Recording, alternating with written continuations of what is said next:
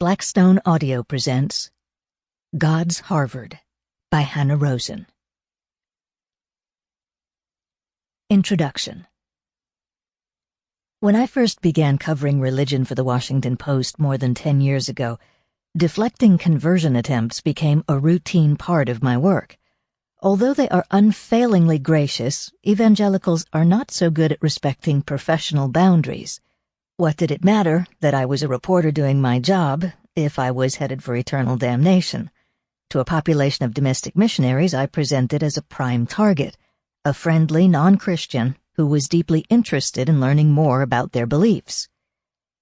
The first time someone tried to share the gospel with me, I naively explained that I was Jewish and born in Israel, thank you, thinking this would end the conversation. This was a big mistake. In certain parts of Christian America, admitting I was an Israeli-born Jew turned me into walking catnip. Because God's own chosen people had so conspicuously rejected Jesus, winning one over was an irresistible challenge, and the Holy Land glamour of Israel only added to the allure. Preachers told me they loved me half an hour after we met. Godly women asked if they could take home a piece of my clothing and pray over it. A pastor's wife once confided to my husband, "You're so lucky. She looks so biblical." Once at a Waffle House in Colorado with some associates of the influential Christian activist James Dobson, a woman in our company stared at me so hard it became uncomfortable for me to eat.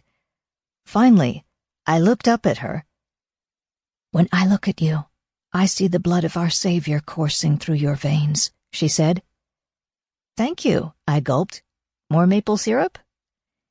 Explaining that my family had been Jewish for many generations and that by converting I'd be breaking a deep, rich tradition, only encouraged them to break out the big gun. I've heard it so many times that I can recite it by heart. Matthew chapter 10, verse 36.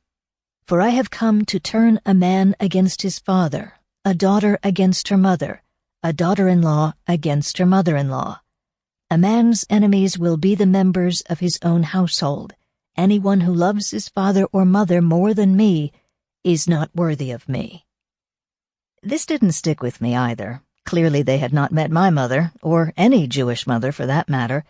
The Jews haven't endured for nearly 4,000 years by giving their cubs up so easy.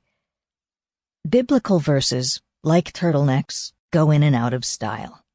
During the 90s, I heard Matthew chapter 10, verse 36 on nearly every reporting trip. This was a paradoxical decade for evangelicals. The Christian Sample complete. Ready to continue?